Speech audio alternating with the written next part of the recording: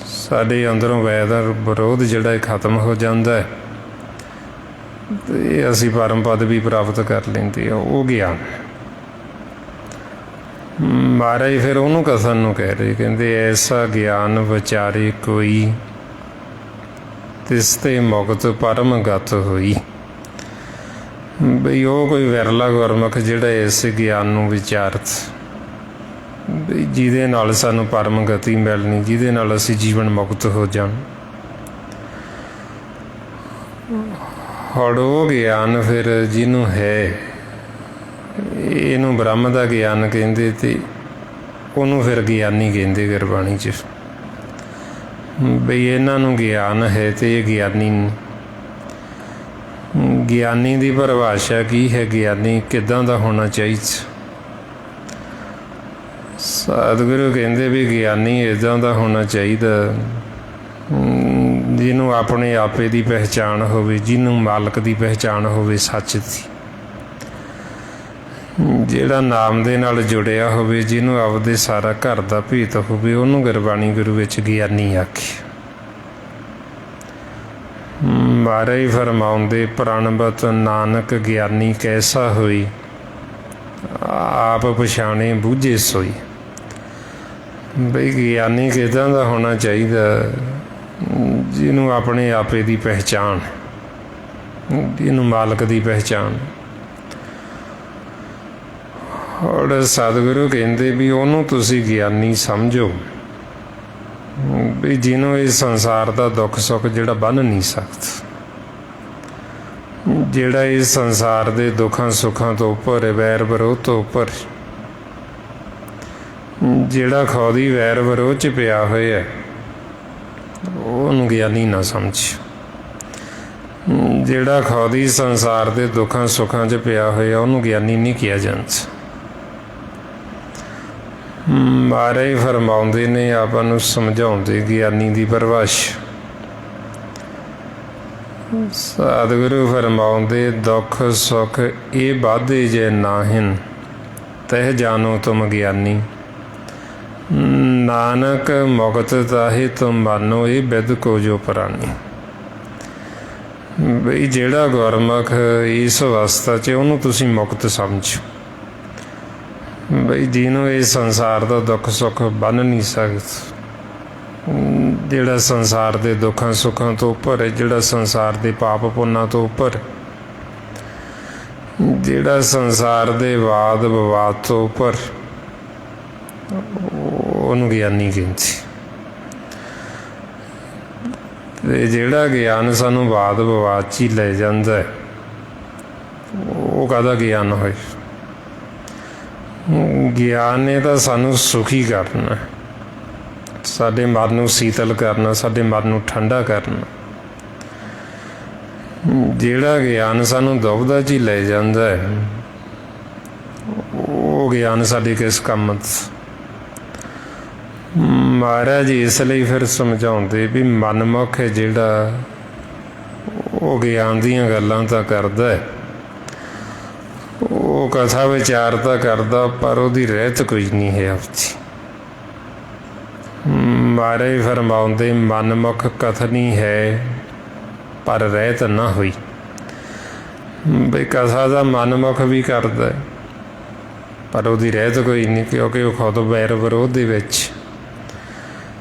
ਜੋ ਸਤਿਗੁਰੂ ਛੱਡਣ ਨੂੰ ਕਹਿ ਰਹੇ, ਉਹ ਤਾਂ ਖੁਦ ਹੀ ਨਹੀਂ ਛੱਡਦਾ, ਉਹ ਖੁਦ ਹੀ ਈਰਖਾ ਨਫ਼ਰਤ ਦੇ ਵਿੱਚ ਦੂਸਰਿਆਂ ਦੀ ਨਿੰਦਿਆ ਕਰਦਾ, ਦੂਸਰਿਆਂ ਦੇ ਨਾਲ ਵੈਰ ਵਿਰੋਧ ਕਰਦਾ ਤੇ ਦੁਬਦਾ ਦੀ ਗੱਲ ਸੁਣਾਉਂਦਾ। ਫਿਰ ਉਹਨੂੰ ਮਹਾਰਾਜ ਕਹਿੰਦੇ, ਗਿਆਨ ਗਿਆਨ ਕਥੇ ਸਭ ਕੋਈ, ਕਥ ਕਥ ਬਾਦ ਕਰੇ ਦੁੱਖ ਹੋਈ। ਵਿਗਿਆਨ ਗਿਆਨ ਕਹਿੰਦਾ ਤਾਂ ਹੈ, ਗਿਆਨ ਨੂੰ ਕਥ ਕਥ ਕੇ ਫਿਰ ਦੁਖੀ ਹੁੰਦਾ, ਫਿਰ ਦੁੱਖਾਂ 'ਚ ਚਲਾ ਜਾਂਦਾ, ਮਨ ਉਹਦਾ ਫਿਰ ਸ਼ਾਂਤ ਰਹਿੰਦਾ। ਹੁਣ ਗਿਆਨ ਤਾਂ ਇਸ ਵਾਸਤੇ ਵੀ ਸਾਡੇ ਮਨ ਨੂੰ ਸ਼ਾਂਤੀ ਆਵੇ, ਸਾਡਾ ਮਨ ਸੁਖੀ ਹੋਵੇ, ਅਤੇ ਜਿਹਦੇ ਨਾਲ ਸਾਡੇ ਮਨ ਨੂੰ ਸ਼ਾਂਤੀ ਵੀ ਨਹੀਂ ਆਈ, ਸਾਡੇ ਮਨ ਨੂੰ ਸੁੱਖ ਹੀ ਨਹੀਂ ਮਿਲਿਆ, ਅਤੇ ਉਹ ਗਿਆਨ ਕਿਸ ਕੰਮ ਦਾ? ਸਾਡੇ ਉਹ ਗਿਆਨ ਤਾਂ ਸਾਡੇ ਅੰਦਰ ਹੋਰ ਹਉਮੈ, होर हंकार पैदा कर दिंदा।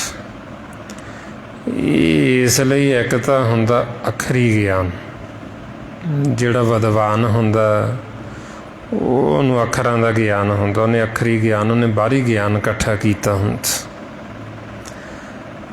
ਇੱਕ ਹੁੰਦਾ ਅਨੁਭਵੀ ਗਿਆਨ, ਜੋ ਗੁਰਬਾਣੀ ਗੁਰੂ ਇਹ ਭਗਤਾਂ ਦਾ ਉਹਨਾਂ ਦਾ ਅਨੁਭਵ ਹੈ, ਖੁਦ ਦਾ ਅਨੁਭਵੀ ਗਿਆਨ। ਇੱਕ ਹੁੰਦਾ ਬਾਹਰੋਂ ਗਿਆਨ ਇਕੱਠਾ ਕੀਤਾ ਹੋਇਆ, ਇੱਕ ਹੁੰਦਾ ਸਾਡੇ ਅੰਦਰੋਂ ਗਿਆਨ ਆਉਂਦਾ। ਜਦੋਂ ਅਸੀਂ ਸ਼ਬਦ ਗੁਰੂ ਦੇ ਨਾਲ, ਨਾਮ ਦੇ ਨਾਲ ਜੁੜਦੇ ਹਾਂ, ਫਿਰ ਉੱਥੋਂ ਗਿਆਨ ਪ੍ਰਗਟ ਹੁੰਦਾ। ਮਹਾਰਾਜ ਕਹਿੰਦੇ ਗਿਆਨ ਧਿਆਨ ਸਭ ਗੁਰ ਤੇ ਹੋਈ। ਬਈ ਗੁਰੂ ਦੀ ਜਦੋਂ ਅਸੀਂ ਸ਼ਰਨ 'ਚ ਚਲੇ ਗਏ, ਫਿਰ ਸਾਨੂੰ ਗਿਆਨ ਅਤੇ ਫਿਰ ਅਸੀਂ ਧਿਆਨੀ ਬਣਦੇ। ਜਦ ਤੱਕ ਹੁਣ ਅਸੀਂ ਗੁਰੂ ਦੇ ਨਾਲ ਜੁੜਦੇ ਨਹੀਂ, ਉਹਨਾਂ ਸਮਾਂ ਨਾ ਤਾਂ ਸਾਨੂੰ ਗਿਆਨ ਹੁੰਦਾ, ਨਾ ਸਾਨੂੰ ਧਿਆਨ ਹੁੰਦਾ। ਮਹਾਰਾਜ ਇਸ ਲਈ ਸਾਨੂੰ ਸਮਝਾਉਂਦੇ, ਬਿਨ ਗੁਰ ਦੀਖਿਆ ਕੈਸੇ ਗਿਆਨ, ਬਿਨ ਭੇਖੇ ਕਹੋ ਕੈਸੋ ਧਿਆਨ। ਵੀ ਜਦ ਤੱਕ ਅਸੀਂ ਗੁਰੂ ਦੀ ਸ਼ਰਨ 'ਚ ਨਹੀਂ ਗਏ ਅਤੇ ਕਿਹੜਾ ਗਿਆਨ, ਕਿਹੜੇ ਗਿਆਨ ਦੀਆਂ ਗੱਲਾਂ ਕਰਦੇ। ਜਦ ਤੱਕ ਅਸੀਂ ਮਾਲਕ ਦੇ ਸਨਮੁਖ ਨਹੀਂ ਹੋਏ, ਪਰਮਾਤਮਾ ਨੂੰ ਦੇਖਿਆ ਨਹੀਂ, ਅਤੇ ਕਾਹਦਾ ਧਿਆਨ, ਕਿਹੜੇ ਧਿਆਨ ਦੀਆਂ ਗੱਲਾਂ ਕਰਦੇ। ਮਹਾਰਾਜ ਇਸ ਵਾਸਤੇ ਫਿਰ ਸਾਨੂੰ ਸਮਝਾਉਂਦੇ ਵੀ ਗਿਆਨ ਉਹ ਹੁੰਦਾ ਜਿਹੜਾ ਸਾਡੇ ਮਨ ਨੂੰ ਰੋਕ ਦੇਵੇ। ਗਿਆਨ ਦਾ ਵੱਧਦਾ ਹੋਇਆ ਮਨ ਸਾਡਾ ਰੁਕ ਜਾਂਦਾ, ਅਤੇ ਗੁਰੂ ਤੋਂ ਬਿਨਾਂ ਸਾਨੂੰ ਪਰ ਇਹ ਗਿਆਨ ਹੁੰਦਾ ਨਹੀਂ। ਮਹਾਰਾਜ ਇਸ ਲਈ ਫਰਮਾਉਂਦੇ, ਕੁੰਭੇ ਵੱਧਾ ਜਲ ਰਹੇ, ਜਲ ਬਿਨ ਕੁੰਭ ਨਾ ਹੋਈ। ਗਿਆਨ ਕਾ ਵੱਧਾ ਮਨ ਰਹੇ, ਗੁਰ ਬਿਨ ਗਿਆਨ ਨਾ ਹੋਈ। ਵੀ ਗਿਆਨ ਦਾ ਵੱਧਾ ਹੋਇਆ ਮਨ ਇਹ ਰੁਕ ਜਾਂਦਾ ਵੈਰ ਵਿਰੋਧ, ਈਰਖਾ ਨਫ਼ਰਤ ਦੁਵਿਧਾ ਦੇ ਵਿੱਚ ਜਾਣ ਤੋਂ ਰੁਕ ਜਾਂਦਾ। ਜੇ ਹੁਣ ਸਾਨੂੰ ਇਹ ਗਿਆਨ ਨਹੀਂ, ਅਤੇ ਸਾਡਾ ਗਿਆਨ ਹੀ ਜੇ ਦੁਵਿਧਾ ਵਾਲਾ ਹੈ, ਵੈਰ ਵਿਰੋਧ ਵਾਲਾ ਹੈ, ਬਈ ਇੱਕ ਗਿਆਨ ਜੀ ਇਸ ਕਰਕੇ ਵੀ ਇਕੱਠਾ ਕਰ ਲੈਂਦੇ ਬਈ ਦੂਜਿਆਂ ਨੂੰ ਅਸੀਂ ਨੀਵਾਂ ਕਿਵੇਂ ਦਿਖਾਈ, ਬਈ ਤਾਂ ਕਿ ਸੰਸਾਰੀ ਜੀਵ ਕਹਿਣ ਵੀ ਇਹਨਾਂ ਨਾਲੋਂ ਵੱਧ ਕਿਸੇ ਨੂੰ ਗਿਆਨ, ਦੂਸਰੇ ਨੂੰ ਨੀਵਾਂ ਦਿਖਾਉਣ ਵਾਸਤੇ, ਦੂਸਰੇ ਦੀ ਨਖੇਦੀ ਕਰਨ ਵਾਸਤੇ ਐਸਾ ਵੀ ਜੀਵ ਗਿਆਨ ਇਕੱਠਾ ਕਰ ਲੈਂਦਾ। ਜਦੋਂ ਉਹ ਇਕੱਠਾ ਕਰਦਾ ਅਤੇ ਉਹਦੇ ਵਿੱਚੋਂ ਫਿਰ ਵੈਰ ਵਿਰੋਧ ਦੀ ਗੱਲ ਨਿਕਲਦੀ। ਉਹ ਫਿਰ ਦੂਸਰੇ ਦੀ ਨਿੰਦਿਆ ਕਰੇਗਾ, ਦੂਸਰੇ ਨੂੰ ਨੀਵਾਂ ਦਿਖਾਉਣ ਵਾਸਤੇ। ਮਹਾਰਾਜ ਤਾਂ ਫਿਰ ਕਹਿੰਦੇ ਵੀ ਐਸਾ ਗਿਆਨ ਜਿਹੜਾ ਸਾਨੂੰ ਵਾਦ ਵਿਵਾਦ 'ਚ ਲੈ ਜਾਂਦਾ, ਉਹ ਗਿਆਨ ਕੱਥ ਕੇ ਵੀ ਜੀਵ ਦੁਖੀ ਹੋਈ ਹੁੰਦਾ, ਉਹਨੂੰ ਸੁੱਖ ਨਹੀਂ ਮਿਲਦਾ। ਹੁਣ ਜੇ ਸਾਨੂੰ ਕੋਈ ਦੁਵਿਧਾ ਦੀ ਗੱਲ ਸੁਣਾਉਂਦਾ ਹੈ, ਜਾਂ ਸਾਨੂੰ ਕਿਸੇ ਦੀ ਕੋਈ ਨਿੰਦਿਆ ਸੁਣਾਉਂਦਾ ਹੈ, ਹੁਣ ਨਿੰਦਿਆ ਜਿਹੜਾ ਉਹ ਸੁਖੀ ਹਿਰਦੇ ਵਿੱਚੋਂ ਤਾਂ ਨਿਕਲੇਗੀ ਨਹੀਂ। ਇਹ ਤਾਂ ਹੈ ਨਹੀਂ ਬਈ ਉਹ ਬਹੁਤ ਸੁਖੀ ਹੈ ਅਤੇ ਤਾਂ ਉਹ ਨਿੰਦਿਆ ਕਰ ਰਹੇ। ਜੇ ਕੋਈ ਸਾਨੂੰ ਦੁਵਿਧਾ ਦੀ ਗੱਲ ਸੁਣਾ ਰਿਹਾ, ਇਹ ਤਾਂ ਹੈ ਨਹੀਂ ਵੀ ਉਹਦੇ ਮਨ ਨੂੰ ਬੜੀ ਸ਼ਾਂਤੀ ਹੈ, ਉਹ ਦੁਵਿਧਾ ਦੀ ਗੱਲ ਕਰ। ਸੁਖੀ ਹਿਰਦੇ ਵਿੱਚੋਂ ਦੁਵਿਧਾ ਦੀ ਗੱਲ ਨਹੀਂ ਨਿਕਲੇਗੀ। ਜਿਹੜਾ ਸੁਖੀ ਮਨ ਹੈ ਉਹਦੇ ਵਿੱਚੋਂ ਨਿੰਦਿਆ ਨਹੀਂ ਨਿਕਲੇਗੀ, ਉਹਦੇ ਵਿੱਚੋਂ ਵੈਰ ਵਿਰੋਧ ਦੀ ਗੱਲ ਨਹੀਂ ਨਿਕਲੇਗੀ। ਉਹਦੇ ਵਿੱਚੋਂ ਤਾਂ ਜੋ ਅਨੁਭਵੀ ਗਿਆਨ ਹੈ ਉਹਦਾ ਖੁਦ ਦਾ ਉਹ ਨਿਕਲਣਾ। ਇਸ ਵਾਸਤੇ ਫਿਰ ਸਾਨੂੰ ਸਤਿਗੁਰੂ ਕਹਿੰਦੇ ਵੀ ਜੋ ਗੁਰਬਾਣੀ ਗੁਰੂ ਇਹ ਅਨੁਭਵੀ ਗਿਆਨ, ਇੱਕ ਹੁੰਦਾ ਅਖਰੀ ਗਿਆਨ, ਬਾਹਰੀ ਗਿਆਨ, ਇੱਕ ਹੁੰਦਾ ਅੰਦਰ ਦਾ ਗਿਆਨ, ਸਾਡੀ ਕਾਇਆ ਦਾ ਅੰਦਰ ਦੀ ਸੋਝੀ। ਹੁਣ ਜੋ ਗੁਰਬਾਣੀ ਗੁਰੂ ਬ੍ਰਹਮ ਦਾ ਗਿਆਨ ਸਾਨੂੰ ਦੇ ਰਹੇ, ਬ੍ਰਹਮ ਦਾ ਗਿਆਨ ਸ਼ੁਰੂ ਹੁੰਦਾ ਨਿਜ ਪਦ ਤੋਂ। ਜਦੋਂ ਸਾਡਾ ਧਿਆਨ ਨਿਜ ਪਦ 'ਤੇ ਜਾਂਦਾ ਹੈ, ਧਿਆਨ ਕਹਿੰਦੇ ਮਨ ਨੂੰ ਹੀ ਧਿਆਨ ਆਖੀ। ਜਦੋਂ ਸਾਡਾ ਮਨ ਨਿਜ ਪਦ 'ਤੇ ਜਾਏਗਾ, ਨਿਜ ਪਦ ਕਹਿੰਦੇ ਨਾਮ ਨੂੰ, ਜੋ ਪਰਮਾਤਮਾ ਦੇ ਮੁਖ ਦੀ ਆਵਾਜ਼ ਹੈ, ਉਹਨੂੰ ਨਿਜ ਪਦ ਦਾ ਨਾਂ ਦਿੱਤਾ। ਜਦੋਂ ਸਾਡਾ ਧਿਆਨ ਨਿਜ ਪਦ 'ਤੇ ਲੱਗਦਾ ਹੈ ਫਿਰ ਉੱਥੋਂ ਬ੍ਰਹਮ ਦਾ ਗਿਆਨ ਸ਼ੁਰੂ ਹੁੰਦਾ, ਉੱਥੋਂ ਗੁਰਬਾਣੀ ਗੁਰੂ ਸ਼ੁਰੂ ਹੁੰਦੀ। ਮਹਾਰਾਜ ਫਰਮਾਉਂਦੇ ਨੇ, ਨਿਜ ਪਦ ਉੱਪਰ ਲਾਗੋ ਧਿਆਨ, ਰਾਜਾ ਰਾਮ ਨਾਮ ਮੋਰਾ ਬ੍ਰਹਮ ਗਿਆਨ। ਵੀ ਜਦੋਂ ਸਾਡਾ ਧਿਆਨ ਨਿਜ ਪਦ 'ਤੇ ਜਾਏਗਾ ਉੱਥੋਂ ਜੋ ਬ੍ਰਹਮ ਦਾ ਗਿਆਨ, ਉਹ ਗਿਆਨ ਸ਼ੁਰੂ ਹੁੰਦਾ। ਸਾਰੀ ਗੁਰਬਾਣੀ ਗੁਰੂ ਹੋਣੇ ਬ੍ਰਹਮ ਦਾ ਗਿਆਨ ਹੈ। ਇਹ ਇਕੱਲਾ ਪੜ੍ਹਨ ਦਾ ਜਾਂ ਇਕੱਲਾ ਗਾਉਣ ਦਾ ਵਿਸ਼ਾ ਨਹੀਂ। ਮਹਾਰਾਜ ਇਸ ਲਈ ਫਰਮਾਉਂਦੇ, ਲੋਕ ਜਾਣੇ ਇਹ ਗੀਤ ਹੈ, ਇਹ ਤੋਂ ਬ੍ਰਹਮ ਵਿਚਾਰ। ਬਈ ਇਹ ਬ੍ਰਹਮ ਦੀ ਵਿਚਾਰ ਹੈ, ਬ੍ਰਹਮ ਦਾ ਗਿਆਨ ਹੈ।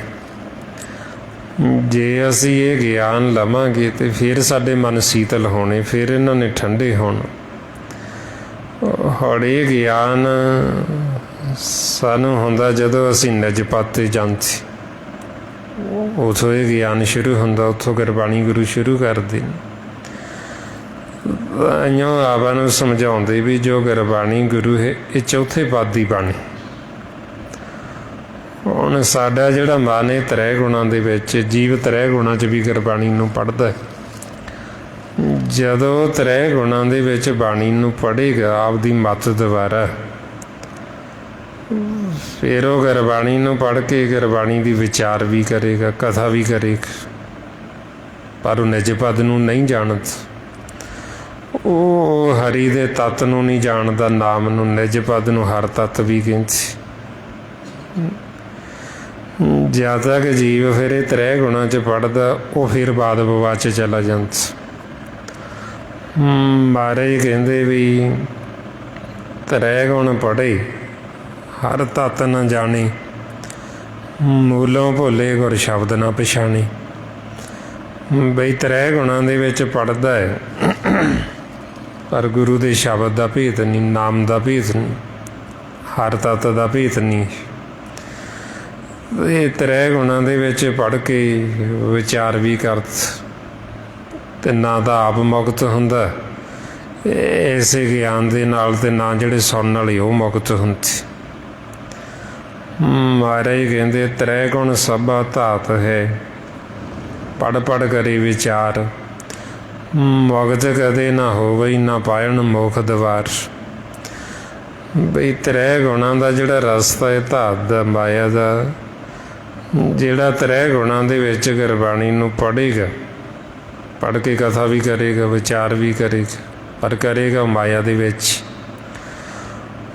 ਗੁਰਬਾਣੀ ਦੀ ਪੰਗਤੀ ਉਹ ਵੀ ਬੋਲੇਗਾ, ਪਰ ਗੱਲ ਜਿਹੜੀ ਦੁਵਿਧਾ ਦੀ ਕਰੇਗਾ, ਵੈਰ ਵਿਰੋਧ ਦੀ ਕਰੇਗਾ। ਇਹ ਮਹਾਰਾਜ ਫਿਰ ਕਹਿੰਦੇ ਵੀ ਨਾ ਤਾਂ ਆਪ ਮੁਕਤ ਹੋਏਗਾ, ਨਾ ਜਿਹੜੇ ਸੁਣਨ ਵਾਲੇ ਉਹ ਮੁਕਤ ਹੋਣਗੇ, ਕਿਉਂਕਿ ਉਹ ਵੀ ਵੈਰ ਵਿਰੋਧ 'ਚ ਪੈ ਜਾਣਗੇ। ਇਸ ਵਾਸਤੇ ਫਿਰ ਐਸਾ ਗਿਆਨ ਜਿਹੜਾ ਸਾਨੂੰ ਬਾਦ ਵਿਵਾਦ 'ਚ ਲੈ ਜਾਵੇ, ਜਿਹੜਾ ਸਾਨੂੰ ਧੜਿਆਂ ਦੇ ਵਿੱਚ ਹੀ ਵੰਡ ਦੇਵੇ, ਅਤੇ ਉਹ ਗਿਆਨ ਸਾਡੇ ਕਿਸ ਕੰਮ ਦਾ? ਉਹ ਗਿਆਨ ਜਿਹਨੇ ਸਾਨੂੰ ਸੁੱਖ ਹੀ ਨਹੀਂ ਦੇਣਾ, ਉਹ ਤਾਂ ਸਾਡੇ ਕਿਸੇ ਕੰਮ ਨਾ ਆਇਆ। ਫਿਰ ਮਹਾਰਾਜ ਸਾਨੂੰ ਸਮਝਾਉਂਦੇ ਬਈ ਜੇ ਅਸੀਂ ਬ੍ਰਹਮ ਦਾ ਗਿਆਨ ਲੈ ਲਾਂਗੇ, ਇਹ ਗਿਆਨ ਹੋਣ ਦੇ ਨਾਲ ਤਾਂ ਸਾਡੇ ਮਨ ਸੀਤਲ ਹੋ ਜਾਂਦੇ, ਸਾਡੇ ਮਨ ਠੰਡੇ ਹੋ ਜਾਂਦੇ, ਅਤੇ ਜਿਹੜੀ ਦੁਰਮਤ ਦੀ ਅਗਨ ਜਿਹਦੇ ਵਿੱਚ ਜੱਗ ਸੜਦਾ, ਸਾਡੇ ਮਨ ਨੂੰ ਪਾਣੀ ਵਰਗੀ ਠੰਡੀ ਲੱਗਦੀ, ਫਿਰ ਉਹ ਨਹੀਂ ਸੜ ਸਕਦੀ। ਮਹਾਰਾਜ ਤਾਈਓ ਫਰਮਾਉਂਦੇ, ਕਬੀਰ ਮਨ ਸੀਤਲ ਭਇਆ ਪਾਇਆ ਬ੍ਰਹਮ ਗਿਆਨ, ਜਨ ਜਵਾਲਾ ਜਗ ਜਾਰਿਆ ਸੋ ਜਨ ਕੇ ਉਦਕ ਸਮਾਨ। ਬਈ ਜਿਸ ਜਵਾਲਾ ਦੁਰਮਤ ਦੀ ਅਗਨ ਦੇ ਵਿੱਚ ਜੱਗ ਸੜਦਾ, ਜੇ ਅਸੀਂ ਇਹ ਬ੍ਰਹਮ ਦਾ ਗਿਆਨ ਲੈ ਲਾਂਗੇ ਤਾਂ ਸਾਡੇ ਮਨ ਸੀਤਲ ਹੋ ਜਾਣਗੇ, ਠੰਡੇ ਹੋ ਜਾਣਗੇ। ਹੁਣ ਇੱਕ ਤਾਂ ਇਹ ਗਿਆਨ ਜੋ ਸਤਿਗੁਰੂ ਸਾਨੂੰ ਕਹਿ ਰਹੇ ਵੀ ਜਿਹਦੇ ਨਾਲ ਸਾਡੇ ਮਨਾਂ ਨੇ ਠੰਡੇ ਹੋ ਜਾਣ। ਹੁਣ ਇੱਕ ਐਸਾ ਗਿਆਨ ਜਿਹੜਾ ਵਾਦ ਵਿਵਾਦ ਕਰਾਉਂਦਾ, ਜਿਹੜਾ ਦੁਵਿਧਾ 'ਚ ਲੈ ਜਾਂਦਾ, ਜਿਹੜਾ ਈਰਖਾ ਨਫ਼ਰਤ 'ਚ ਲੈ ਜਾਂਦਾ, ਜਿਹੜਾ ਸਾਨੂੰ ਕੱਟੜਤਾ 'ਚ ਲੈ ਜਾਂਦਾ। ਹੁਣ ਉਹ ਗਿਆਨ ਫਿਰ ਗੁਰਬਾਣੀ ਗੁਰੂ ਦਾ ਗਿਆਨ ਨਹੀਂ ਹੈ, ਉਹ ਸਾਨੂੰ ਸਤਿਗੁਰੂ ਗਿਆਨ ਨਹੀਂ ਦਿੰਦੇ। ਉਹ ਉਹ ਅਸੀਂ ਆਪਦੀ ਮਤ ਦੁਆਰਾ ਇਕੱਠਾ ਕੀਤਾ ਹੋਇਆ। ਤਾਂਹੀਓ ਫਿਰ ਸਾਨੂੰ ਸੱਚੇ ਪਾਤਸ਼ਾਹ ਕਹਿੰਦੇ ਵੀ ਗਿਆਨ ਗਿਆਨ ਕਹਿੰਦੇ ਤਾਂ ਸਾਰੇ ਜੀਵ ਨੇ ਤੇ ਕਥਦੇ ਵੀ ਨੇ, ਪਰ ਕਥ ਕੇ ਫਿਰ ਦੁਖੀ ਹੁੰਦੇ, ਫਿਰ ਵਾਦ ਵਿਵਾਦ ਦੇ ਵਿੱਚ ਚਲੇ ਜਾਂਦੇ। ਸੋ ਇਸ ਵਾਸਤੇ ਫਿਰ ਆਪਾਂ ਨੂੰ ਕਹਿੰਦੇ ਵੀ ਜੋ ਸਤਿਗੁਰੂ ਸਾਨੂੰ ਉਪਦੇਸ਼ ਦੇ ਰਹੇ, ਜੋ ਗਿਆਨ ਦੇ ਰਹੇ, ਇਹ ਸਾਰੇ ਚੌਂ ਵਰਨਾਂ ਨੂੰ ਸਾਂਝਾ ਉਪਦੇਸ਼ ਹੈ, ਸਾਂਝਾ ਗਿਆਨ। ਮਹਾਰਾਜ ਫਰਮਾਉਂਦੇ ਖੱਤਰੀ ਬ੍ਰਾਹਮਣ ਸੂਦ ਵੈਸ ਉਪਦੇਸ਼ ਚੌਂ ਵਰਨਾਂ ਕੋ ਸਾਂਝਾ। ਇਹਦਾ ਸਾਰੇ ਵਰਨਾਂ ਨੂੰ ਸਾਂਝਾ ਉਪਦੇਸ਼ ਹੈ, ਸਾਰਿਆਂ ਦੇ ਮਨਾਂ ਵਾਸਤੇ। ਹੁਣ ਗੁਰਬਾਣੀ ਗੁਰੂ ਪਾਸੋਂ ਅਸੀਂ ਸੋਝੀ ਲੈ ਕੇ ਹੋਣਾ ਤਾਂ ਸਾਰਿਆਂ ਨੇ ਇਕੱਠੇ ਸੀ। ਜੇ ਅਸੀਂ ਗੁਰਬਾਣੀ ਗੁਰੂ ਨੂੰ ਸਮਝਦੇ, ਇਹਨਾਂ ਦੇ ਦੱਸੇ ਮਾਰਗ 'ਤੇ ਚੱਲਦੇ, ਜੋ ਸਾਨੂੰ ਸਤਿਗੁਰੂ ਬ੍ਰਹਮ ਦਾ ਗਿਆਨ ਦੇ ਰਹੇ, ਉਹ ਅਸੀਂ ਗਿਆਨ ਲੈ ਲੈਂਦੇ ਇਹਨਾਂ 'ਚ,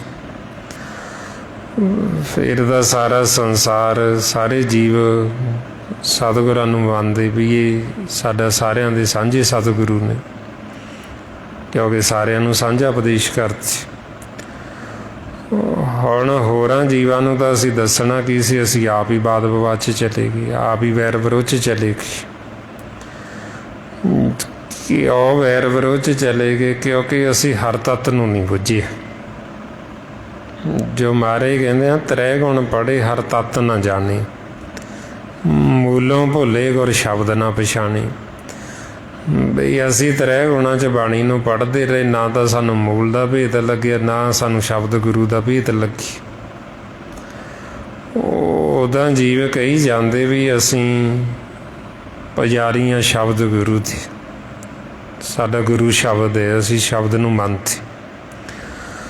ਪਰ ਉਹ ਸ਼ਬਦ ਗੁਰੂ ਕਿੱਥੇ ਹੈ, ਉਹ ਸ਼ਬਦ ਗੁਰੂ ਕਿਹੜਾ ਹੈ, ਉਹਦਾ ਪਤਾ ਕੋਈ ਨਹੀਂ, ਉਹਦਾ ਗਿਆਨ ਕੋਈ ਨਹੀਂ ਵੀ ਸ਼ਬਦ ਗੁਰੂ ਕਹਿੰਦੇ ਕਿਹਨੂੰ। ਮਹਾਰਾਜ ਦਾ ਸਾਨੂੰ ਕਹਿੰਦੇ ਵੀ ਗੁਰੂ ਤਾਂ ਇੱਕੋ ਹੀ ਹੈ ਸ਼ਬਦ, ਨਾਮ।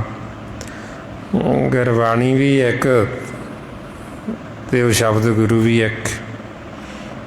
ਫਿਰ ਸਾਡੀ ਵਿਚਾਰ ਵੀ ਇੱਕੋ ਹੀ ਹੋਣੀ ਚਾਹੀਦੀ, ਵਿਚਾਰ ਵੱਖੋ ਵੱਖਰੀ ਕਿਉਂ? ਫਿਰ ਲੜਾਈਆਂ ਝਗੜੇ ਕਾਹਦੇ ਨੇ? ਮਹਾਰਾਜ ਕਹਿੰਦੇ ਇੱਕਾ ਬਾਣੀ ਇੱਕ ਗੁਰ, ਇੱਕੋ ਸ਼ਬਦ ਵਿਚਾਰ। ਗੁਰਬਾਣੀ ਗੁਰੂ ਸਾਨੂੰ ਇੱਕ ਦਾ ਭੇਜ ਦਿੰਦੇ, ਇੱਕ ਨਾਲ ਜੋੜਦੇ, ਤੇ ਉਹ ਇੱਕੋ ਹੀ ਸ਼ਬਦ ਗੁਰੂ ਹੈ। ਜੇ ਅਸੀਂ ਉਹ ਸ਼ਬਦ ਗੁਰੂ ਨਾਲ ਜੁੜ ਜਾਈਏ ਤੇ ਫਿਰ ਸਾਨੂੰ ਗੁਰਬਾਣੀ ਗੁਰੂ ਦੀ ਸਮਝ ਆਵੇ। ਜਦ ਤੱਕ ਹੁਣ ਅਸੀਂ ਉਹ ਸ਼ਬਦ ਗੁਰੂ ਨਾਲ ਜੁੜਦੇ ਨਹੀਂ, ਇਹਦੇ ਨਾਲ ਸਾਨੂੰ ਗੁਰਬਾਣੀ ਗੁਰੂ ਜੋੜਦੇ ਨੇ, ਫਿਰ ਅਸੀਂ ਗੁਰਬਾਣੀ ਨੂੰ ਆਪਦੇ ਮਤਲਬ ਦਾ ਅਰਥ ਕਰਕੇ ਫਿਰ ਅਸੀਂ ਵਾਦ ਵਿਵਾਦ 'ਚ ਚਲੇ ਜਾਵਾਂਗੇ, ਫਿਰ ਦੁਵਿਧਾ 'ਚ ਚਲੇ ਜਾਵਾਂਗੇ। ਇਸ ਲਈ ਮਹਾਰਾਜ ਕਹਿੰਦੇ ਵੀ ਜਿਹੜਾ ਗੁਰਬਾਣੀ ਗੁਰੂ ਦੇ ਆਖੇ ਲੱਗਦਾ ਹੈ, ਉਹਨੂੰ ਫਿਰ ਉਹ ਪ੍ਰਤੱਖ ਸ਼ਬਦ ਗੁਰੂ ਦੇ ਲਿਜਾ ਕੇ ਸਨਮੁਖ ਖੜਾ ਕਰ ਦਿੰਦੇ। ਫਰਮਾਉਂਦੇ ਨੇ ਬਾਣੀ ਗੁਰੂ, ਗੁਰੂ ਹੈ ਬਾਣੀ, ਵਿੱਚ ਬਾਣੀ ਅੰਮ੍ਰਿਤ ਸਾਰੀ। ਗੁਰਬਾਣੀ ਕਹੇ ਸੇਵਕ ਜਨ ਮਾਨੇ, ਪ੍ਰਤੱਖ ਗੁਰੂ ਨਿਸਤਾਰੀ। ਬਈ ਜਿਹੜਾ ਸਿੱਖ ਮੰਨੇਗਾ ਗੁਰਬਾਣੀ ਗੁਰੂ ਨੂੰ, ਜਿਹੜਾ ਇਹਨਾਂ ਦੇ ਦੱਸੇ ਹੋਏ ਰਸਤੇ 'ਤੇ ਚੱਲੇਗਾ, ਉਹਨੂੰ ਪ੍ਰਤੱਖ ਉਹ ਸ਼ਬਦ ਗੁਰੂ ਦੇ ਲਿਜਾ ਕੇ ਸਨਮੁਖ ਖੜਾ ਕਰ ਦਿੰਦੇ, ਸਾਡੀ ਟੁੱਟੀ ਹੋਈ ਗੰਢ ਦਿੰਦੇ। ਜਦੋਂ ਸਾਡੀ ਟੁੱਟੀ ਹੋਈ ਗੰਢੀ ਗਈ, ਅਸੀਂ ਸ਼ਬਦ ਗੁਰੂ ਨਾਲ ਜੁੜ ਗਏ, ਫਿਰ ਮਹਾਰਾਜ ਨਿਸ਼ਾਨੀ ਦੱਸਦੇ ਵੀ ਕਿਵੇਂ ਪਤਾ ਲੱਗਦਾ ਵੀ ਅਸੀਂ ਗੁਰੂ ਵਾਲੇ, ਵੀ ਅਸੀਂ ਸ਼ਬਦ ਗੁਰੂ ਨਾਲ ਜੁੜੇ ਹਾਂ। ਮਹਾਰਾਜ ਕਹਿੰਦੇ ਵੀ ਗੁਰੂ ਨਾਲ ਜੁੜੇ ਹੋਏ ਤੁਸੀਂ ਤਾਂ ਸਮਝੋ ਆਪਦੇ ਆਪ ਨੂੰ, ਜਦੋਂ ਸਾਡੇ ਅੰਦਰੋਂ ਮੋਹ ਖਤਮ ਹੋ ਜਾਂਦਾ ਮਾਇਆ 'ਚ। ਇਹ ਵਿਚਾਰਾਂ ਨੂੰ, ਤ੍ਰੈ ਗੁਣਾਂ ਨੂੰ, ਮਾਇਆ ਨੂੰ ਸਾਡਾ ਮਨ ਛੱਡ ਦਿੰਦਾ, ਉਦੋਂ ਸਮਝੋ ਵੀ ਅਸੀਂ ਗੁਰੂ ਨਾਲ ਜੁੜੇ। ਮਹਾਰਾਜ ਫਰਮਾਉਂਦੇ ਨੇ ਕਬੀਰ ਗੁਰ ਲਾਗਾ ਤਬ ਜਾਣੀਏ, ਤਜੇ ਮੋਹ ਤਨ ਤਾਪ, ਹਰਖ ਸੋਗ ਦਾਜੇ ਨਹੀਂ ਤਬ ਹਰ ਆਪੇ ਆਪ। ਬਈ ਗੁਰੂ ਨਾਲ ਲੱਗਿਆ ਹੋਇਆ ਤਾਂ ਸਮਝਿਓ ਮਨ ਨੂੰ, ਜਦੋਂ ਇਹ ਤਨ ਨੂੰ ਛੱਡ ਦੇਵੇ, ਮੋਹ ਨੂੰ ਛੱਡ ਦੇਵੇ, ਮਾਇਆ ਨੂੰ ਛੱਡ ਦੇਵੇ। ਮਾਇਆ ਕੀ ਇਹ ਸਰੀਰ, ਜਦੋਂ ਇਹਨੂੰ ਛੱਡ ਦੇਗਾ ਅਸੀਂ ਗੁਰੂ ਨਾਲ ਜੁੜੇ ਹੋਏ। ਗੁਰੂ ਕੀ ਇਹ ਨਾਮ, ਜਿਹਨੂੰ ਗੁਰੂ ਨਾਨਕ ਪਾਤਸ਼ਾਹ ਫਰਮਾਉਂਦੇ ਸ਼ਬਦ ਗੁਰੂ ਸੁਰਤ ਧੁਨ ਚੇਲਾ। ਬਈ ਸਾਡਾ ਜਿਹੜਾ ਗੁਰੂ ਉਹ ਸ਼ਬਦ ਹੈ ਅਤੇ ਅਸੀਂ ਪੁਜਾਰੀ ਹਾਂ ਸ਼ਬਦ ਗੁਰੂ ਦੇ, ਅਤੇ ਅਸੀਂ ਉਹਦੇ ਚੇਲੇ ਹਾਂ। ਸਾਡੀ ਸੁਰਤੀ ਉਹ ਸ਼ਬਦ ਗੁਰੂ ਦਾ ਚੇਲਾ। ਹੁਣ ਜਦੋਂ ਅਸੀਂ ਸ਼ਬਦ ਗੁਰੂ ਨਾਲ ਜੁੜ ਜਾਵਾਂਗੇ ਫਿਰ ਅਸੀਂ ਕਹਿ ਸਕਦੇ ਵੀ ਅਸੀਂ ਗੁਰਬਾਣੀ ਗੁਰੂ ਨੂੰ ਮੰਨੇ ਹੈ, ਵੀ ਸਾਡਾ ਜਿਹੜਾ ਗੁਰੂ ਉਹ ਸ਼ਬਦ ਹੈ, ਅਸੀਂ ਪੁਜਾਰੀ ਹਾਂ ਸ਼ਬਦ 'ਚ। ਫਿਰ ਸ਼ਬਦ ਦੀ ਪੂਜਾ ਹੁੰਦੀ। ਸ਼ਬਦ ਦੀ ਜਿਹੜੀ ਪੂਜਾ ਉਹ ਸੁਣ ਸੁਣ ਕੇ ਕੀਤੀ ਜਾਂਦੀ। ਨਾਮ ਦੀ ਪੂਜਾ ਸੁਣ ਸੁਣ ਕੇ ਹੁੰਦੀ। ਨਾਮ ਤੋਂ ਬਿਨਾਂ ਦਰਅਸਲ ਪੂਜਾ ਹੁੰਦੀ ਹੋਈ ਨਹੀਂ। ਮਹਾਰਾਜ ਕਹਿੰਦੇ ਬਿਨ ਨਾਮੇ ਪੂਜ ਨਾ ਹੋਈ। ਵੀ ਜੇ ਅਸੀਂ ਨਾਮ ਨੂੰ ਸੁਣਾਂਗੇ ਨਹੀਂ, ਨਾਮ ਦੇ ਨਾਲ ਜੁੜਾਂਗੇ ਨਹੀਂ, ਤਾਂ ਪੂਜਾ ਕਿਵੇਂ ਕਰਾਂਗੇ? ਫਿਰ ਤਾਂ ਪੂਜਾ ਹੋਣੀ ਹੀ ਨਹੀਂ। ਇਸ ਵਾਸਤੇ ਫਿਰ ਜਦੋਂ ਅਸੀਂ ਨਾਮ ਦੇ ਨਾਲ ਜੁੜਦੇ ਹਾਂ, ਇਹੀਓ ਭਗਤੀ। ਸਾਡੀ ਜਿਹੜੀ ਭਗਤੀ ਹੈ ਚੌਥੇ ਪਦ ਤੋਂ ਸ਼ੁਰੂ ਹੁੰਦੀ, ਨਾਮ ਤੋਂ, ਸਹਿਜ ਧੁਨ ਤੋਂ। ਨਾਮ ਨੂੰ ਸਹਿਜ ਧੁਨ ਵੀ ਕਹਿੰਦੇ। ਜਦ ਤੱਕ ਅਸੀਂ ਇਹ ਭਗਤੀ ਨਹੀਂ ਕਰਾਂਗੇ ਸਾਡੇ ਮਨ ਦੀ ਮੈਲ ਨਹੀਂ ਜਾਏਗੀ। ਮਹਾਰਾਜ ਫਰਮਾਉਂਦੇ ਗੁਰਮੁਖ ਭਗਤ ਜਿਤ ਸਹਿਜ ਧੁਨ ਉਪਜੇ, ਬਿਨ ਭਗਤੀ ਮੈਲ ਨਾ ਜਾਏ। ਵੀ ਸਾਡੀ ਭਗਤੀ ਉਦੋਂ ਸ਼ੁਰੂ ਹੁੰਦੀ ਜਦੋਂ ਸਾਡੇ ਅੰਦਰ ਸਹਿਜ ਧੁਨ ਨਾਮ ਪ੍ਰਗਟ ਹੋ ਜਾਣ। ਅਸੀਂ ਉਹ ਨਾਮ ਨੂੰ ਸੁਣਦੇ ਹਾਂ, ਇਹ ਭਗਤੀ ਹੈ। ਮਾਲਕ ਬੋਲ ਰਹੇ ਹੈ, ਅਸੀਂ ਉੱਥੇ ਸੁਣਨਾ, ਉੱਥੇ ਆਹ ਭਾਸ਼ਾ ਖਤਮ ਹੋ ਜਾਂਦੀ। ਆਪਣੀ ਬੋਲਣ ਦੀ ਜਿਹੜੀ ਇਹ ਖਤਮ ਹੋ ਜਾਂਦੀ। ਉੱਥੇ ਮਾਲਕ ਬੋਲਦੇ, ਆਪਾਂ ਅਗੰਮ 'ਚ ਪ੍ਰਵੇਸ਼ ਹੋ ਗਏ ਚੌਥੇ ਪਦ 'ਚ। ਉੱਥੇ ਆਹ ਭਾਸ਼ਾ ਖਤਮ ਹੋ ਗਈ ਸੰਸਾਰ 'ਚ। ਜਿਹੜਾ ਆਪਾਂ ਇਹ ਵਾਹਿਗੁਰੂ ਬੋਲਦੇ ਹਾਂ, ਇਹ ਵੀ ਆਪਾਂ ਇਹ ਭਾਸ਼ਾ 'ਚ ਹੀ ਬੋਲਦੇ ਹਾਂ ਨਾ। ਜਦੋਂ ਅਸੀਂ ਚੌਥੇ ਪਦ 'ਚ ਪ੍ਰਵੇਸ਼ ਹੋ ਗਏ ਅਨਹਦ ਇਲਾਕੇ ਦੇ ਵਿੱਚ, ਉੱਥੇ ਭਾਸ਼ਾ ਵੀ ਅਨਹਦ ਹੈ। ਉੱਥੇ ਆਹ ਭਾਸ਼ਾ ਨਹੀਂ ਚੱਲਦੀ।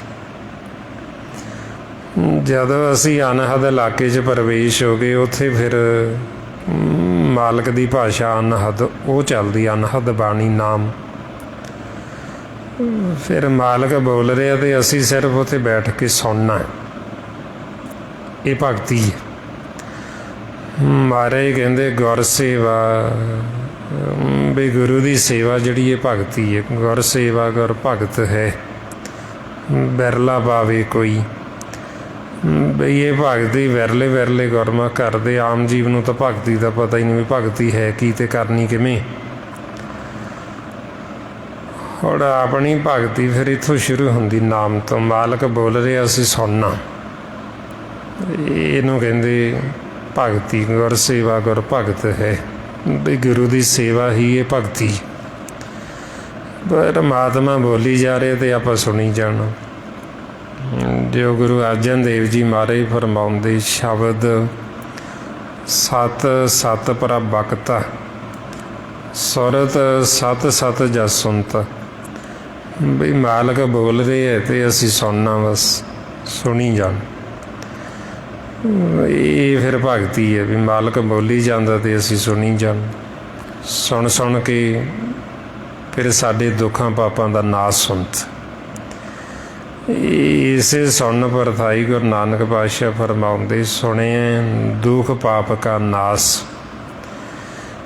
ਇਹ ਉਹ ਬਾਣੀ ਹੈ ਜੋ ਮਾਲਕ ਦੇ ਮੁਖ ਦੇ ਵਿੱਚੋਂ ਪ੍ਰਗਟ ਹੁੰਦੀ। ਜਿਵੇਂ 3 ਪ੍ਰਕਾਰ ਦੀ ਬਾਣੀ ਹੁੰਦੀ। ਇੱਕ ਬਾਣੀ ਜਿਹੜੀ ਆਪਾਂ ਬੋਲਦੇ ਹਾਂ ਇਹਨੂੰ ਕੱਚੀ ਬਾਣੀ ਕਹਿੰਦੇ, ਸੰਸਾਰ ਦੀ ਭਾਸ਼ਾ।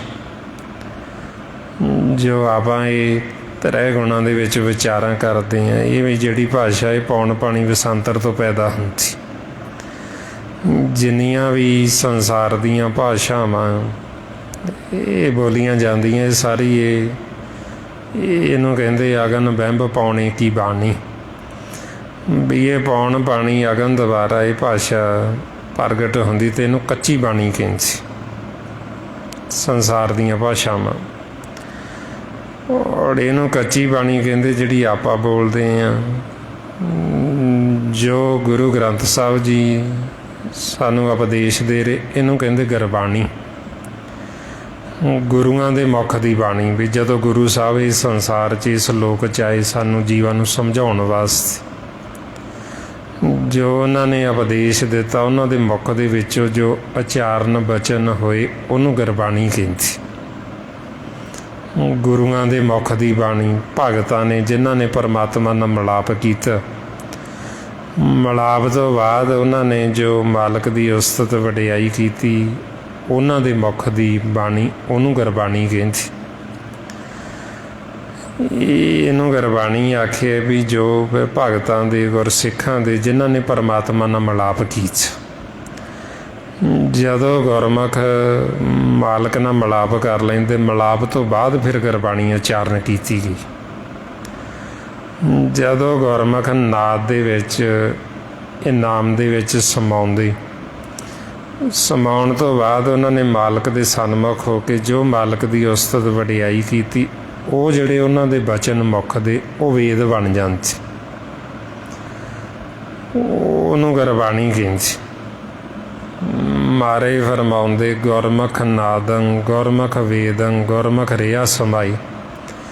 ਬਈ ਗੁਰਮੁਖਾਂ ਨੇ ਨਾਦ ਦੇ ਵਿੱਚ, ਨਾਮ 'ਚ ਸਮਾ ਕੇ ਜੋ ਬਚਨ ਉਚਾਰਨ ਕੀਤੇ, ਉਹ ਗੁਰਬਾਣੀ। ਇਹਨੂੰ ਗੁਰਬਾਣੀ ਕਹਿੰਦੇ। ਫਿਰ ਜੋ ਗੁਰੂ ਗ੍ਰੰਥ ਸਾਹਿਬ ਜੀ ਵਿੱਚ ਦਰਜ, ਇੱਕ ਹੈ ਪਰਮਾਤਮਾ ਦੇ ਮੁਖ ਦੀ ਬਾਣੀ, ਜਿਹਨੂੰ ਕਹਿੰਦੇ ਅਨਹਦ ਬਾਣੀ। ਨਾਮ ਸਹਿਜ ਧੁਨ, ਧੁਰ ਤੋਂ ਬਾਣੀ ਜਿਹੜੀ ਪ੍ਰਗਟ ਹੋ ਰਹੀ। ਧੁਰ ਤੋਂ ਕਿੱਥੋਂ? ਮਾਲਕ ਦੇ ਮੁਖ ਦੇ ਵਿੱਚ।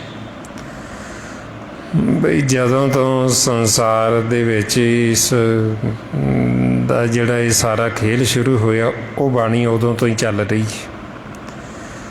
ਬਈ ਜਿਉਂ ਹੀ ਮਾਲਕ ਬੋਲੇ, ਉਹ ਉਹਨਾਂ ਦੇ ਮੁਖ ਦੇ ਵਿੱਚੋਂ ਜੋ ਸ਼ਬਦ ਪ੍ਰਗਟ ਹੋਇਆ, ਨਾਮ, ਉਹਨੂੰ ਬਾਣੀ ਕਹਿੰਦੇ। ਪਰਮਾਤਮਾ ਦੇ ਮੁਖ ਦੀ ਬਾਣੀ। ਸਾਡੇ 3 ਬਾਣੀਆਂ ਹੋ ਗਈਆਂ। ਇੱਕ ਤਾਂ ਹੋ ਗਈ ਕੱਚੀ ਬਾਣੀ, ਜਿਹੜੀਆਂ ਇਸ ਸੰਸਾਰ ਦੀਆਂ ਭਾਸ਼ਾਵਾਂ ਜਿਹੜੀਆਂ ਆਪਾਂ ਬੋਲਦੇ ਹਾਂ। ਇੱਕ ਹੋ ਗਈ ਗੁਰਬਾਣੀ, ਜੋ ਗੁਰੂਆਂ ਦੇ, ਭਗਤਾਂ ਦੇ ਮੁਖ ਦੀ ਬਾਣੀ। ਇੱਕ ਹੋ ਗਈ ਅਨਹਦ ਬਾਣੀ, ਪਰਮਾਤਮਾ ਦੇ ਮੁਖ ਦੀ ਬਾਣੀ। ਬਈ ਜੋ ਮਾਲਕ ਬੋਲ ਰਹੇ, ਜੋ ਉਹਨਾਂ ਦੇ ਮੁਖ ਦੇ ਵਿੱਚੋਂ ਪ੍ਰਗਟ ਹੋ ਰਹੀ।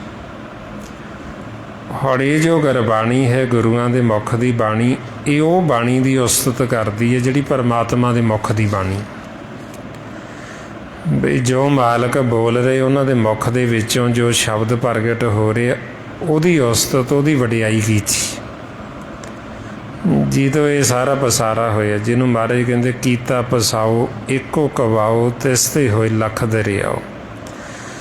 ਬਈ ਉਹ ਜਿਹੜੀ ਮਾਲਕ ਦੇ ਮੁਖ ਦੀ ਬਾਣੀ, ਨਾਮ, ਉਹਦੇ ਦੁਆਰਾ ਇਹ ਸਾਰੇ ਖੰਡ ਬ੍ਰਹਿਮੰਡ ਜਿੰਨੇ ਵੀ ਨੇ, ਉਹਦੇ ਆਸਰੇ ਖੜੇ ਨੇ। ਇਹ ਸਾਰਾ ਕੁਛ ਨਾਮ ਦੇ ਵਿੱਚ ਪਰੋਇਆ ਹੋਇਆ। ਨਾਮ ਦੇ ਇਰਦ ਗਿਰਦ ਸਾਰਾ ਕੁਛ ਚੱਲ ਰਿਹਾ। ਜਿਵੇਂ ਚੰਦ, ਸੂਰਜ, ਤਾਰੇ, ਇਹ ਸਾਰਾ ਕੁਛ ਘੁੰਮ ਰਿਹਾ। ਇਹ ਜਿੰਨੇ ਵੀ ਆਪਣੇ ਸਰੀਰ, ਇਹ ਸਾਰੇ ਸਰੀਰ ਵੀ ਨਾਮ ਦੇ ਵਿੱਚ ਪਰੋਏ ਹੋਏ ਨੇ। ਅਤੇ ਜਿੰਨੇ ਖੰਡ ਬ੍ਰਹਿਮੰਡ ਨੇ, ਇਹ ਵੀ ਸਾਰੇ ਨਾਮ ਦੇ ਆਸਰੇ ਖੜੇ, ਨਾਮ ਦੇ ਵਿੱਚ ਪਰੋਏ ਹੋਏ ਨੇ। ਜਿਵੇਂ ਮਾਲਾ ਹੁੰਦੀ, ਆਪਾਂ ਦੇਖਦੇ ਹਾਂ ਧਾਗੇ ਦੇ ਵਿੱਚ ਉਹ ਮਣਕੇ ਪਰੋਏ ਹੁੰਦੇ। ਹੁਣ ਜਦੋਂ ਆਪਾਂ ਧਾਗਾ ਟੁੱਟ ਜਾਵੇ ਤਾਂ ਉਹ ਮਣਕੇ ਖਿੰਡ ਜਾਂਦੇ, ਬਿਖਰ ਜਾਂਦੇ। ਹੁਣ ਇਸੇ ਤਰ੍ਹਾਂ ਹੀ ਇਹ ਸਾਰਾ ਕੁਛ ਨਾਮ ਦੇ ਵਿੱਚ ਪਰੋਇਆ ਹੋਇਆ, ਨਾਮ ਦੇ ਆਸਰੇ ਖੜਾ ਹੈ। ਮਹਾਰਾਜ ਇਸ ਲਈ ਫਰਮਾਉਂਦੇ, ਨਾਮ ਕੇ ਧਾਰੇ ਖੰਡ ਬ੍ਰਹਿਮੰਡ। ਵੀ ਇਹ ਜਿੰਨੇ ਵੀ ਖੰਡ ਬ੍ਰਹਿਮੰਡ ਨੇ, ਇਹਨਾਂ ਨੂੰ ਨਾਮ ਦਾ ਆਸਰਾ, ਨਾਮ ਦਾ ਥੰਮ ਲਾਇਆ ਹੋਇਆ। ਜਿੰਨੇ ਵੀ ਆਕਾਰ ਨੇ, ਇਹ ਵੀ ਨਾਮ ਦੇ ਆਸਰੇ ਚੱਲਦੇ। ਨਾਮ ਕੇ ਧਾਰੇ ਸਗਲੇ ਜੰਤ। ਜਿਵੇਂ ਆਪਾਂ ਪਹਿਲਾਂ ਸੁਣਦੇ ਹੁੰਦੇ ਨੇ, ਕਹਿੰਦੇ ਵੀ ਇਹ ਧਰਤੀ ਜਿਹੜੀ ਇਹ ਬਲਦ ਦੇ ਸਿੰਘਾਂ 'ਤੇ ਖੜੀ ਹੈ ਜੀ। ਬਈ ਇਹ ਬਲਦ ਨੇ ਚੁੱਕੀ ਹੋਈ ਉਹਦੇ ਸਿੰਘ 'ਤੇ, ਜਦੋਂ ਇੱਕ ਤੋਂ ਦੂਜੇ 'ਤੇ ਰੱਖਦਾ ਤੇ ਭੁਚਾਲ ਆ ਜਾਂਦਾ। ਇਹ ਬਲਦ ਦੇ ਸਿੰਘਾਂ 'ਤੇ ਨਹੀਂ ਖੜੀ। ਇਹ ਆਪਾਂ ਨੂੰ ਹੁਣ ਦੱਸਿਆ ਵੀ ਇਹਨੂੰ ਨਾਮ ਦਾ ਥੰਮ ਲਾਇਆ ਹੋਇਆ, ਨਾਮ ਦੇ ਆਸਰੇ ਖੜੀ। ਹੁਣ ਦੇਖੋ ਵੀ ਜਿਹੜਾ ਨਾਮ ਜਿਹਦੇ ਆਸਰੇ ਇੰਨਾ ਕੁਝ ਖੜਾ ਹੈ, ਧਰਤੀ ਵੀ ਜਿਹਦਾ ਆਪਾਂ ਦੇਖੋ ਵੀ ਕਿੰਨਾ ਭਾਰ ਹੈ, ਤੇ ਨਾਮ ਕਿੱਡੀ ਵੱਡੀ ਸ਼ਕਤੀ ਵੀ ਜਿਹਦੇ ਆਸਰੇ ਖੜੀ ਹੈ। ਇਹ ਜਿੰਨੇ ਖੰਡ ਬ੍ਰਹਿਮੰਡ, ਚੰਦ, ਸੂਰਜ, ਤਾਰੇ, ਇਹ ਸਾਰੇ ਨਾਮ ਦੇ ਆਸਰੇ ਖੜੇ, ਉਹਦੇ ਇਰਦ ਗਿਰਦ ਘੁੰਮਦੇ ਚੱਲਦੇ ਨੇ। ਹੁਣ ਤਾਂ ਫਿਰ ਉਹਦੀ ਉਸਤਤ ਗੁਰਬਾਣੀ ਗੁਰੂ 'ਚ ਗੁਰੂ ਸਾਹਿਬ ਕਰਦੇ ਵੀ ਨਾਮ ਦੀ ਇੰਨੀ ਮਹਿਮਾ, ਇੰਨੀ ਵਡਿਆਈ ਆ ਵੀ ਜਿਹਦੇ ਆਸਰੇ ਸਾਰਾ ਕੁਛ ਚੱਲ ਰਿਹਾ। ਹੁਣ ਉਸ ਨਾਮ ਦੀ ਮਹਿਮਾ ਫਿਰ ਕਰਦੇ, ਉਹਨੂੰ ਕਹਿੰਦੇ ਸ਼ਬਦ ਗੁਰੂ, ਵੀ ਜਿਹਦੇ ਆਸਰੇ ਸਾਰਾ ਕੁਛ ਚੱਲ ਰਿਹਾ, ਜਿਹਦੇ ਆਸਰੇ ਸਾਰਾ ਕੁਛ ਖੜਾ ਹੈ। ਜਿਵੇਂ ਹੁਣ ਇਹ ਆਪਣਾ ਸਰੀਰ ਹੈ, ਇਹਨੂੰ ਵੀ ਖੰਡ ਕਹਿੰਦੇ। ਹੁਣ ਇਹ ਜਿਹੜੇ ਪੰਜਾਂ ਤੱਤਾਂ ਦਾ ਸਰੀਰ ਬਣਿਆ, ਪੌਣ, ਪਾਣੀ, ਅਗਨ, ਮਿੱਟੀ ਤੇ ਆਕਾਸ਼ ਤੱਤ, ਹੁਣ ਇਹ ਕਾਹਦੇ ਆਸਰੇ ਖੜੇ? ਉੱਦਾਂ ਤਾਂ ਆਪਾਂ ਜੇ ਇਹਨਾਂ ਨੂੰ ਇਕੱਠਿਆਂ ਕਰਨ ਲੱਗੀਏ, ਪਾਣੀ ਤੇ ਅੱਗ ਨੂੰ ਆਪਾਂ ਇਕੱਠਾ ਨਹੀਂ ਰੱਖ ਸਕਦੇ। ਔਰ ਧਰਤੀ ਦੇ ਅਸਮਾਨ ਨੂੰ ਆਪਾਂ ਨਹੀਂ ਇਕੱਠੇ ਕਰ ਸਕਦੇ, ਪਰ ਇਹ ਕਾਹਦੇ ਆਸਰੇ ਖੜੇ? ਇਹ ਇਹਨਾਂ ਨੂੰ ਨਾਮ ਦਾ ਥੰਮ ਲਾਇਆ ਹੋਇਆ, ਨਾਮ ਦੇ ਆਸਰੇ, ਤਾਂ ਕਰਕੇ ਇਕੱਠੇ ਖੜੇ ਨੇ ਸਾਰੇ।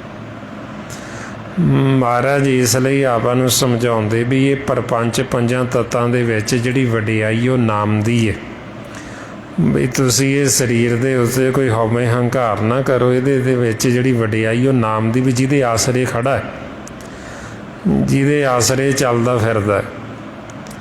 ਮਹਾਰਾਜ ਇਸ ਲਈ ਫਰਮਾਉਂਦੇ, ਇਸ ਪ੍ਰਪੰਚ ਮੇਂ ਸਾਚੇ ਨਾਮ ਕੀ ਵਡਿਆਈ, ਮਤ ਕੋ ਧਰੋ ਗਮਾਨਾ, ਸਤਿਗੁਰ ਕੀ ਜਿਸ ਨੂੰ ਮਤ ਆਵੇ, ਸੋ ਸਤਿਗੁਰ ਮਾਹੇ ਸਮਾਨਾ।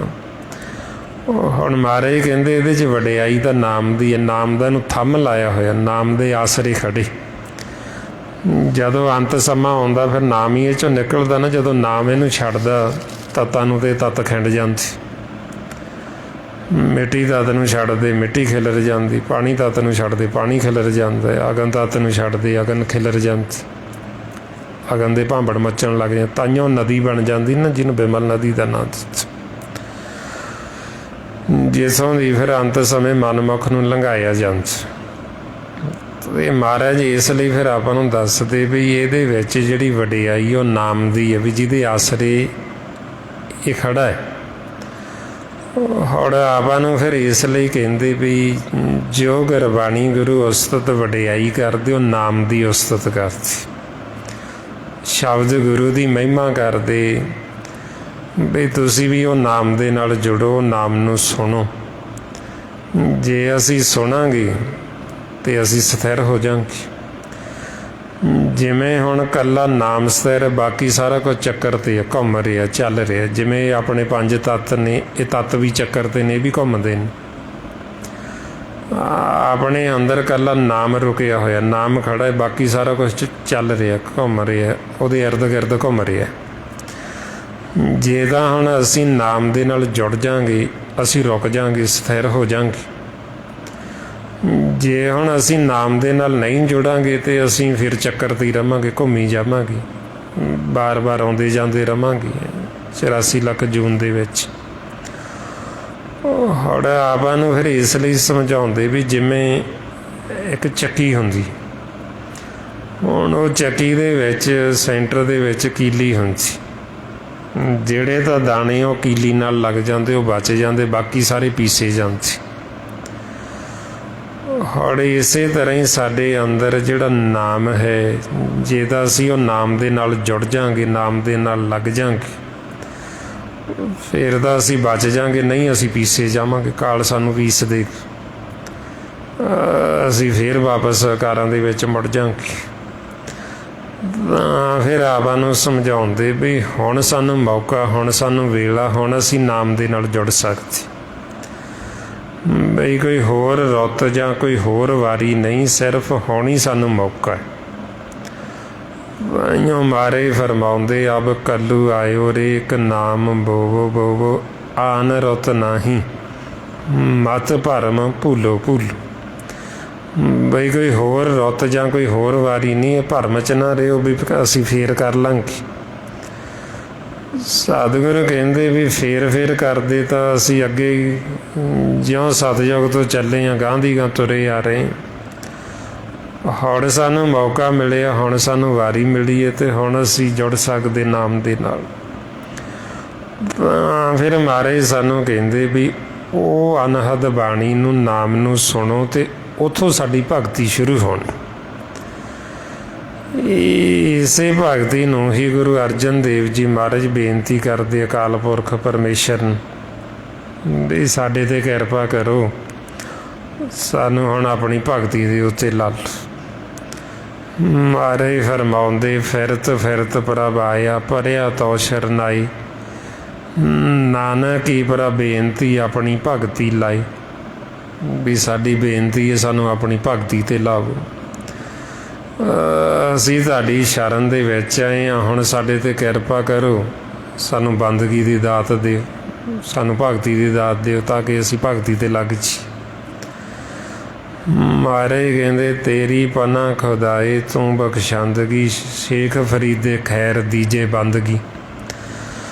ਹੁਣ ਗੁਰਮੁਖਾਂ ਦਾ ਮੰਗਣਾ ਜਿਹੜਾ ਉਹ ਬੰਦਗੀ ਮੰਗਦੇ, ਉਹ ਨਾਮ ਦੀ ਦਾਤ ਮੰਗਦੇ, ਉਹ ਭਗਤੀ ਮੰਗਦੇ। ਕਿ ਉਹਨਾਂ ਨੂੰ ਸੋਝੀ ਆ ਗਈ, ਭੇਦ ਆ ਗਿਆ ਵੀ ਜਦ ਤੱਕ ਅਸੀਂ ਭਗਤੀ ਨਹੀਂ ਕਰਾਂਗੇ ਉਹਨਾਂ ਸਮਾਂ ਅਸੀਂ ਜੀਵਨ ਮੁਕਤ ਨਹੀਂ ਹੋ ਸਕਦੇ।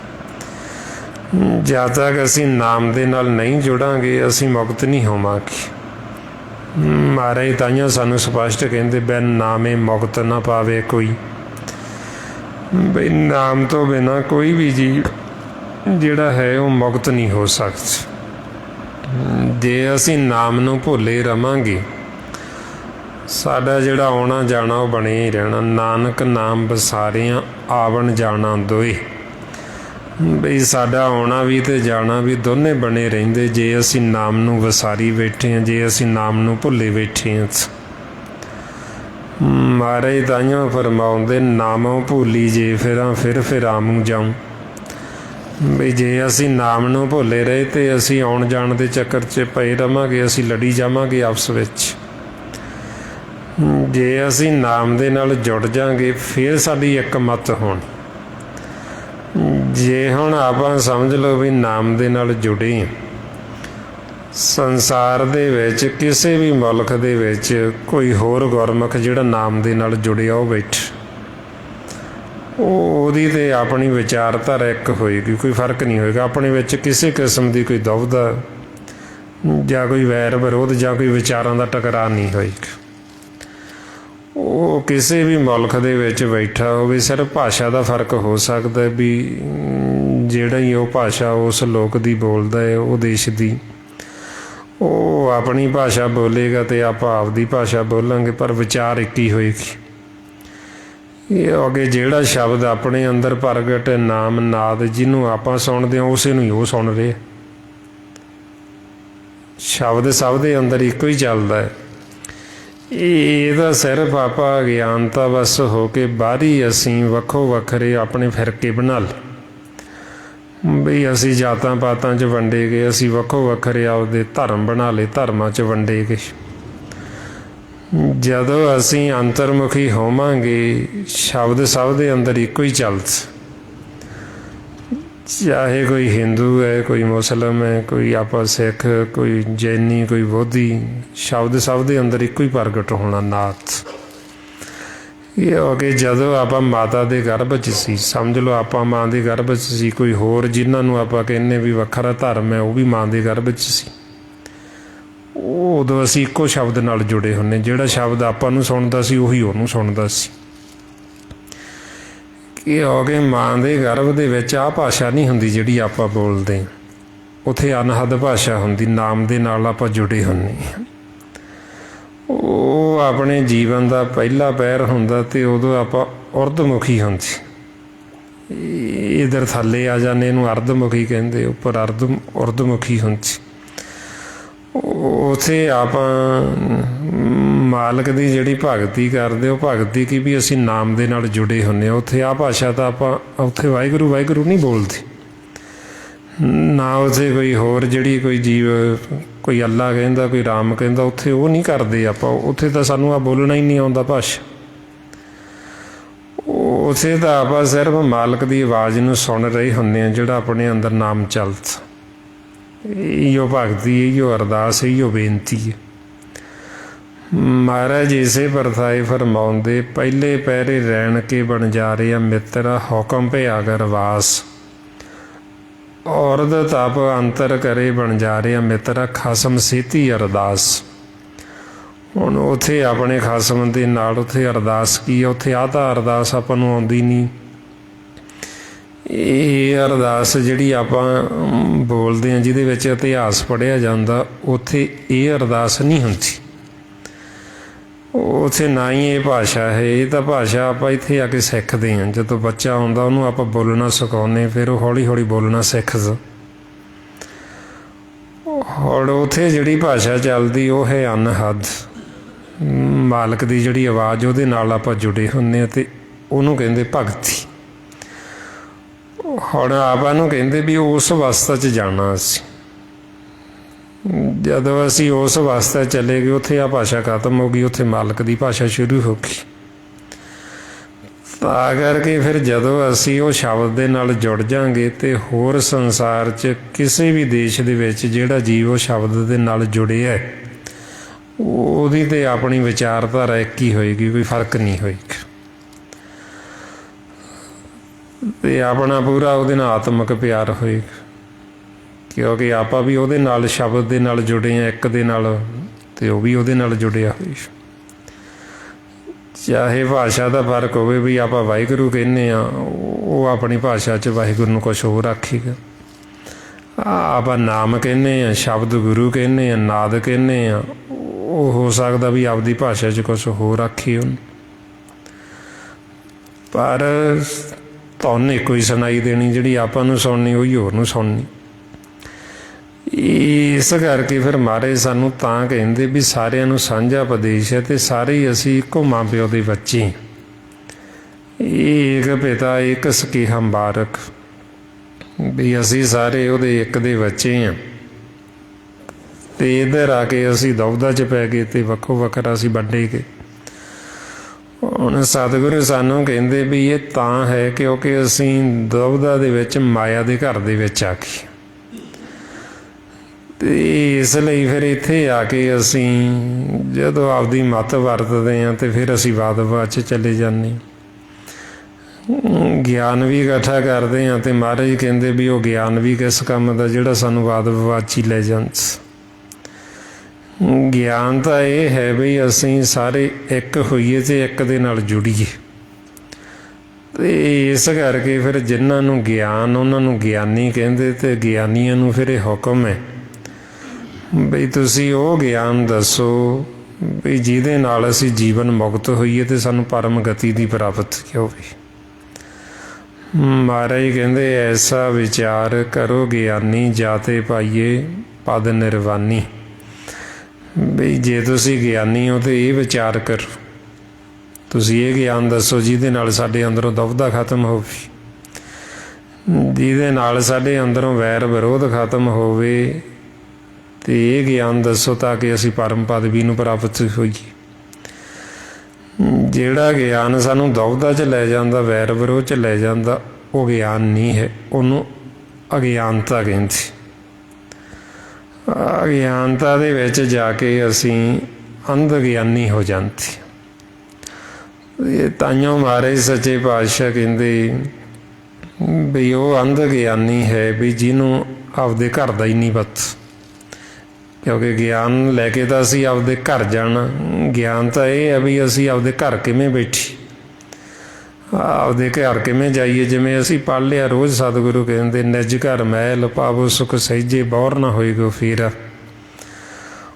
ਹੁਣ ਪੜ੍ਹ ਲਿਆ ਅਤੇ ਗਿਆਨ ਤਾਂ ਇਹ ਲੈਣਾ ਸੀ ਵੀ ਨਿਜ ਮਹਿਲ 'ਚ ਜਾਈਏ ਕਿਵੇਂ, ਤਾਂ ਕਿ ਸਾਡਾ ਦੁਬਾਰਾ ਸੰਸਾਰ 'ਚ ਫੇਰਾ ਨਾ ਹੋਵੇ।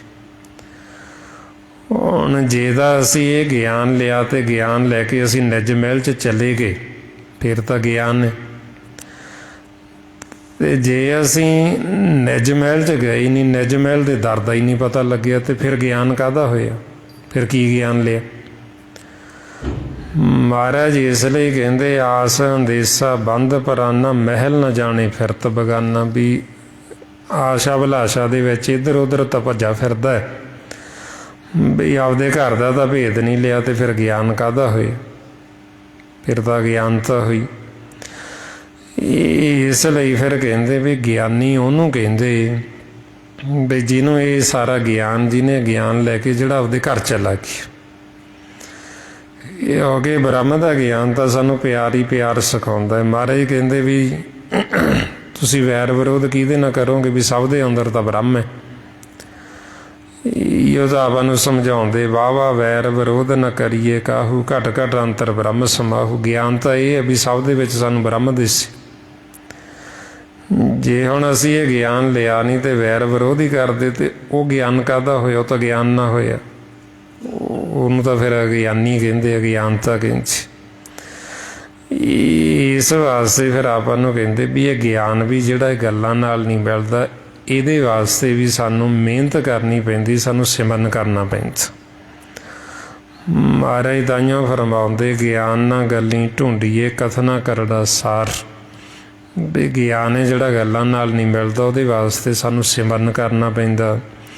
उहदे वास्ते सानू सतगुरां दे स्कूल विच आउणा पैंदा, सत संगत करनी पैंदी, फिर ही ज्ञान हुंदा। जे हुण जीव सत्संग च आवे ना, सिमरन करे ना, ते उहनूं कित्थों ज्ञान होना। फिर तो उहदा ज्ञान जिहड़ा वो इदां दा जो महाराज कहंदे ज्ञान ज्ञान कथे सब कोई, कथ कथ बाद करे दुख होई। भी वो तो फिर ज्ञान ज्ञान कहंदा तो हैगा भी ज्ञान है जी ज्ञान है, तो वो फिर कथ कथ के बाद विवाद ही करत, ते उहदे ज्ञान चों फिर दुख ही झलकदा पता लग जांदा। जदों आपां नूं सतगुरु जो ज्ञान दिंदे, जदों आपां नूं ये ज्ञान हो जाएगा तो फिर आपां नूं पता लग जाना बोलण तो जीव तो भी किन्ना क ज्ञान आ। इस वास्ते फिर आपां नूं समझाउंदे भी ज्ञान तो ये है भी असीं घर किवें जाईए, उहदे वास्ते फिर आपां नूं कहंदे भी सिमरन कर।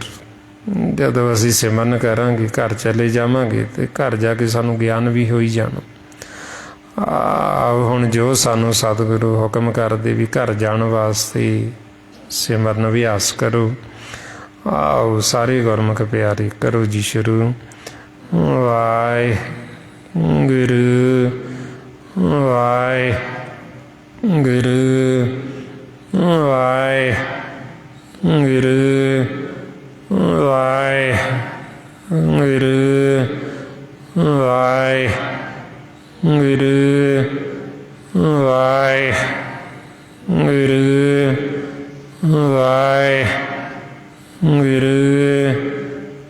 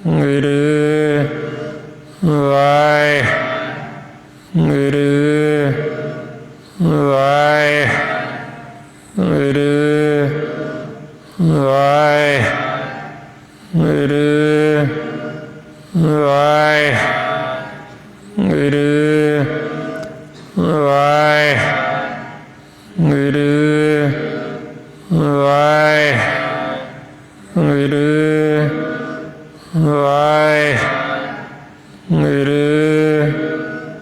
वाहे गुरु वाहे गुरु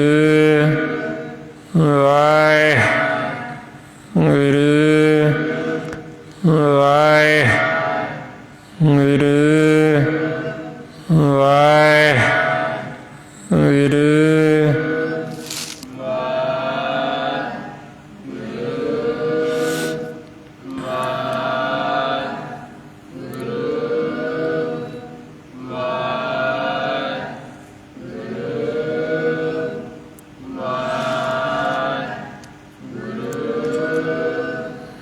ਵਾਹਿਗੁਰੂ ਜੀ ਕਾ ਖਾਲਸਾ, ਵਾਹਿਗੁਰੂ ਜੀ ਕੀ ਫਤਿਹ। ਇਸ ਤਰੀਕੇ ਨਾਲ ਗੁਰਮੁਖ ਪਿਆਰਿਓ, ਇਹ ਆਪਾਂ ਵੱਧ ਤੋਂ ਵੱਧ ਸਿਮਰਨ ਕਰਨਾ ਹੁੰਦਾ, ਬਹਿੰਦੇ ਉੱਠਦੇ ਕੰਮ ਕਾਰ ਕਰਦੇ। ਇਹ ਗਿਆਨ ਹੈ। ਜਦੋਂ ਆਪਾਂ ਨੂੰ ਗਿਆਨ ਹੋ ਵੀ ਜਾਂਦਾ, ਫਿਰ ਇਹ ਕੋਈ ਕਾਰਜ ਰਹਿ ਜਾਂਦਾ ਵੀ ਜਿੰਨਾ ਅਸੀਂ ਵੱਧ ਤੋਂ ਵੱਧ ਸ਼ਬਦ ਦੀ ਕਮਾਈ ਕਰ ਸਕਦੇ, ਸਿਮਰਨ ਕਰ ਸਕਦੇ।